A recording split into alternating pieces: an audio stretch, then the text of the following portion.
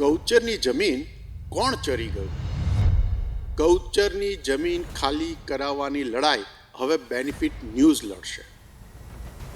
તમે ક્યારેય એવું વિચાર્યું છે કે તમારા ઘરે શાકભાજી ના આવે તો કેટલા દિવસ તમે કઠોળ ઉપર જીવી શકશો? અથવા લીલા શાકભાજી પણ ના મળે, કઠોળ પણ ના મળે તો કેટલા દિવસ તમે ભૂખ્યા રહી શકશો? જો આ વિચાર, આ કલ્પના તમને ધ્રુજાવી દેતી હોય તો વિચાર કરો કે મૂંગા પશુઓના મોઢામાંથી તમે ઘાસ છીનવી લેતા હો તો તમને કેવું લાગવું જોઈએ? આ પશુઓને જીવવા માટે કુદરતી ઘાસ જોઈએ અને એના માટે સરકારી નિયમ પ્રમાણે દરેક ગામમાં ગૌચરની જમીન હોવી જોઈએ. શું ગુજરાત રાજ્ય વિકસિત રાજ્ય, ઔદ્યોગિક રાજ્યમાં પશુઓની વસ્તી પ્રમાણે પૂરતું ગૌચર છે? અને જો નથી તો એમનું ગૌચર કોણ ચરી ગયું? ગુજરાત રાજ્યના નિયમો પ્રમાણે જેટલું ગૌચર હોવું જોઈએ એટલું ગૌચર નથી. વસ્તી પણ હવે ઘટી રહી છે.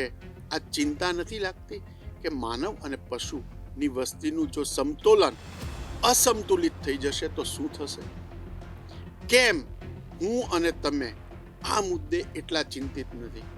કારણ કે મોંઘવારી નથી, કારણ કે તમને દૂધ નિયમિત ગળે મળી જાય છે, કારણ કે ખાનગી તબેલાઓ વધી રહ્યા છે અને એ પશુપાલક બની અને આ તમારી જરૂરિયાત પૂરી કરે છે એટલે તમને આ અસર દેખાતી નથી?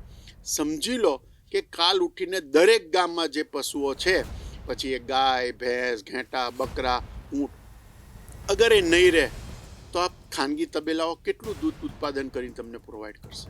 ગુજરાતમાં ગૌચરની જમીન પર જે રીતે ગેરકાયદેસર દબાણો વધી રહ્યા છે, જે રીતે કોર્પોરેટ સેક્ટર્સને, ઉદ્યોગોને જરૂરી જમીન આપવા માટે ગૌચરની જમીન ધરી દેવામાં આવે છે, એના સામે હવે બેનિફિટ ન્યૂઝ લડાઈ ઉપાડશે. તમારા ગામમાં, તમારા ગામની ગૌચર જમીન અગર એના ઉપર દબાણ થયું હોય, પછી એ રાજકીય વગદાર વ્યક્તિએ કર્યું હોય કે કોર્પોરેટ સેક્ટરે, કોઈ મોટા માથાએ કર્યું કે કોઈ પણ, તમે તમારા ગામની ગૌચર જમીન પરના વિડીયો બનાવો, સંપૂર્ણ માહિતી આપો અને અમને વોટ્સઅપ કરો 9081444909 પર. ગુજરાતીમાં પણ નંબર તમે લખી શકો છો 90814 44909 પર. આના ઉપર તમારા ગામની ગૌચર જમીન પર દબાણ હોય તો માહિતી, વિડીયો અને સંપર્ક નંબર મોકલો. હવે તમારી લડાઈ બેનિફિટ ન્યૂઝ લડશે.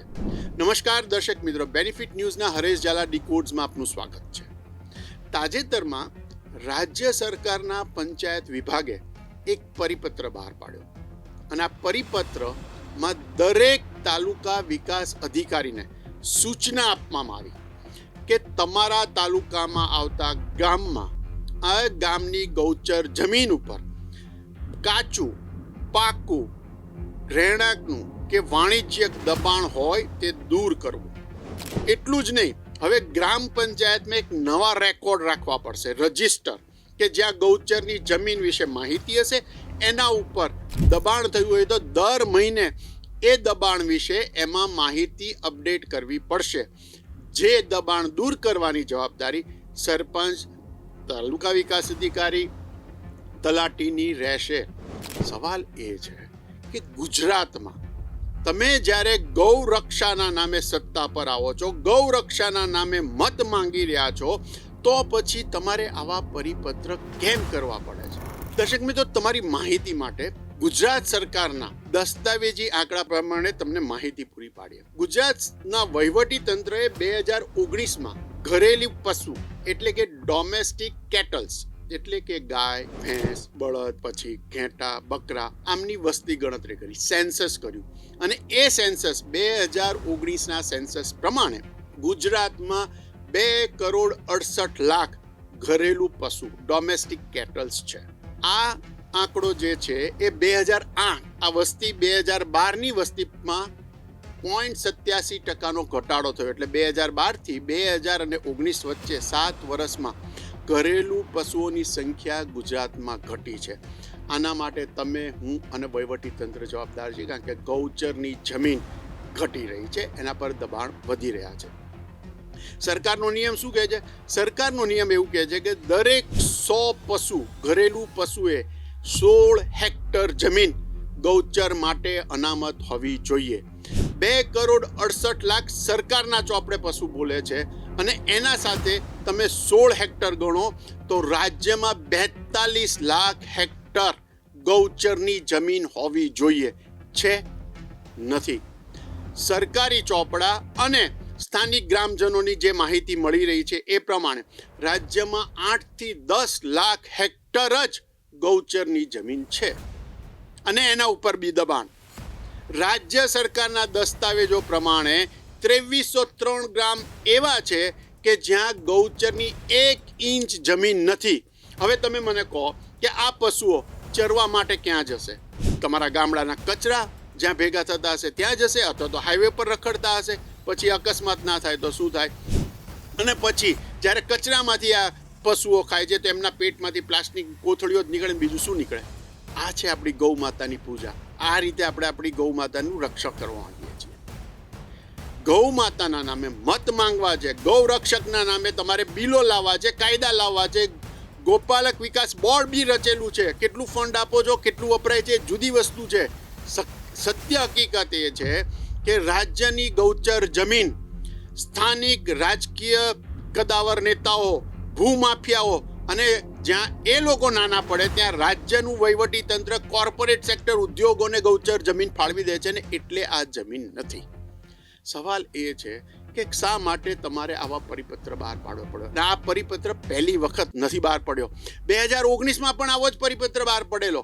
તો તમારે દર 2 વર્ષે, 4 વર્ષે, 6 વર્ષે આવા પરિપત્ર બહાર પાડવા પડે. મતલબ કે વહીવટી તંત્ર દબાણ દૂર કરવાનું કામ માત્ર કાગળ ઉપર કરે છે. વાસ્તવમાં પશુ માટે જે સરકાર દાવા કરે છે એ પશુ હિત રક્ષકનું કામ કરતી નથી. પશુઓ નહીં બચે તો માનવ જીવન નહીં બચે. તમારે સમજવાની જરૂર છે. અગર તમને એવું લાગતું હોય કે તમારા સરપંચ, તમારા તાલુકા જિલ્લા પંચાયતના સદસ્ય, તમારા ધારાસભ્ય, તમારા સંસદ સભ્યના હાથ ઢીલા પડે છે, તમારા ગામની ગૌચરની જમીન એ ખાલી કરાવી શકતા નથી, દબાણો જેમના તેમ છે, ગૌચર જરૂરી છે, તો તમે તમારા ગામના ગૌચરની જમીન પરના દબાણના વિડીયો બેનિફિટ ન્યૂઝને આ નંબર ઉપર વોટ્સઅપ કરી સાથે વિગતો મોકલો. બેનિફિટ ન્યૂઝ તમારા ગામના ગૌચરની જમીન ખાલી કરાવવા માટે લડાઈ લડશે. તો દર્શક મિત્રો, તમને નમ્ર વિનંતી છે, 9081444909 ગુજરાતીમાં પણ નંબર લખી શકો છો. 90814 44909 પર તમારા ગામની ગૌચર જમીન પરના દબાણના વિડીયો, વિગતો, સંપર્ક નંબર બેનિફિટ ન્યૂઝને વોટ્સઅપ કરો. અમે તમારા ગામની ગૌચરની જમીન ખાલી કરાવવા માટે બેનિફિટ ન્યૂઝ આજથી લડાઈ શરૂ કરશે. દર્શક મિત્રો, ઘરેલું પશુઓ જીવતા રહે, ઘરેલું પશુઓની વસ્તી વધે એ માટે ગૌચર જમીન બચાવવી અત્યંત જરૂરી છે. વહીવટી તંત્ર આંખ મીચામણા કરી શકે, પ્રજાના પ્રતિનિધિ આંખ મીચામણા કરી શકશે. બેનિફિટ ન્યૂઝ આંખ નહીં મીચે, લડાઈ લડશે. પ્રજાના હિતમાં, પશુઓના હિતમાં સતત લડાઈ ચાલુ રાખશે બેનિફિટ ન્યૂઝ. આ જ પ્રકારના મત સમજવા અને જાણવા માટે મુલાકાત લો www.benefitnews24.com વેબસાઇટની. જો તમને સાંભળવા અને જોવામાં રસ હોય તો benefitnews24.comની યુટ્યુબ ચેનલ અને ઇન્સ્ટાગ્રામ હેન્ડલ સબસ્ક્રાઇબ કરો.